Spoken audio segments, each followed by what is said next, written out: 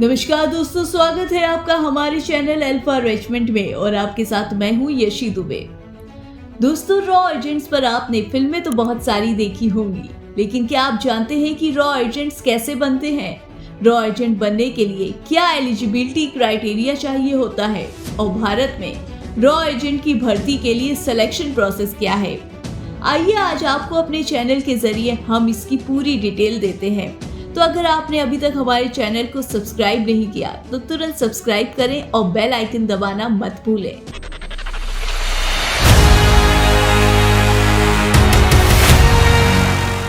दुनिया के सभी देश अपनी सुरक्षा के लिए कई तरह के इंतजाम करते हैं और इन्हीं में से एक है खुफिया एजेंसी।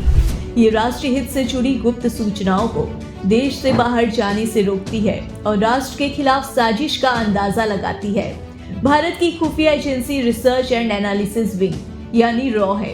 ये पूरी तरह सतर्कता के साथ देश की सुरक्षा में लगी रहती है। अगर आप देश की सुरक्षा और प्रतिष्ठा बढ़ाने के लिए काम करना चाहते हैं तो फिर रॉ ज्वाइन कर सकते हैं। ये एक बेस्ट कैरियर ऑप्शन है। आम बोलचाल की भाषा में इसे RAW लिखा जाता है, लेकिन सही और आधिकारिक तौर पर इसे R&AW लिखते हैं।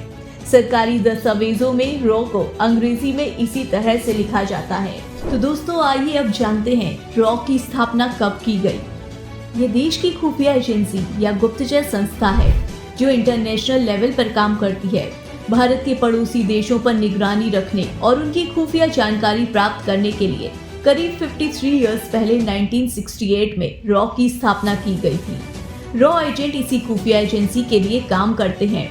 देश की सुरक्षा के लिहाज से रॉ एजेंट का रोल बेहद महत्वपूर्ण होता है, इसलिए इनका चयन निर्धारित और सख्त मानदंडों के आधार पर किया जाता है।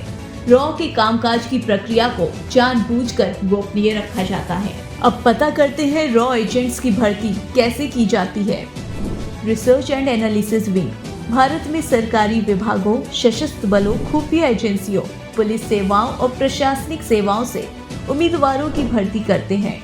हालांकि इसका मतलब ये नहीं है कि रॉ में चयन केवल इन सेवाओं से होता है। अब जानेंगे रॉ एजेंट बनने के लिए क्या एलिजिबिलिटी क्राइटेरिया चाहिए होता है।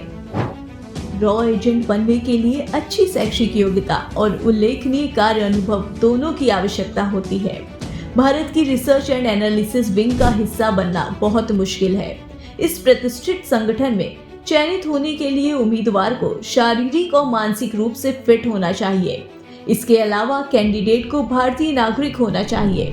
कैंडिडेट का कोई आपराधिक रिकॉर्ड भी नहीं होना चाहिए और वो नशे का आदी भी नहीं होना चाहिए। इसी के साथ ही उसे देश में किसी भी स्थान की यात्रा करने के लिए तैयार रहना चाहिए। अब जानेंगे रॉ एजेंट्स को कैसे ट्रेन किया जाता है। रॉ ट्रेनिंग अक्सर कई सालों तक चलती है। भर्ती किए गए व्यक्ति को सिखाया जाता है कि विदेशी भाषा में विशेषज्ञता कैसे हासिल की जाए और भू रणनीतिक विश्लेषण कैसे किया जाए। उसे यथार्थवादी सेटिंग के तहत रात के अभ्यास के दौरान घुसपैठ करना सिखाया जाता है। वो संपर्क विकसित करने और कई अन्य खुफिया संबंधी क्षमताओं की कला सीखता है। वही ये ट्रेनिंग 2 पार्ट्स में डिवाइडेड है। पहली बेसिक ट्रेनिंग और दूसरी एडवांस ट्रेनिंग। दोस्तों, जब हम रॉ के बारे में बात कर रहे हैं तो हमें ये भी जानना जरूरी है कि एक रॉ डायरेक्टर किसे रिपोर्ट करता है। रॉ का नेतृत्व एक डायरेक्टर करता है जिसकी नियुक्ति केंद्र सरकार के कार्मिक मंत्रालय द्वारा की जाती है। इसके डायरेक्टर्स सीधे तौर पर देश के प्रधानमंत्री को रिपोर्ट करते हैं। खुफिया एजेंसी रॉ में भर्ती सेना, पुलिस और अन्य सिविल सेवाओं समेत भारत सरकार की कई शाखाओं के अधिकारी कार्य करते हैं। इस एजेंसी को दुनिया की सबसे मशहूर खुफिया एजेंसी की सूची में शामिल किया गया है। तो दोस्तों, ये था रिसर्च एंड एनालिसिस विंग यानी रॉ पर एक छोटा सा ओवरव्यू। अगर आपको हमारा ये वीडियो पसंद आया हो तो हमारे चैनल अल्फा रेजिमेंट को लाइक, शेयर एंड सब्सक्राइब जरूर करें। हम आपसे जल्द मुलाकात करेंगे अपने अगले वीडियो में। तब तक के लिए जय हिंद, जय भारत।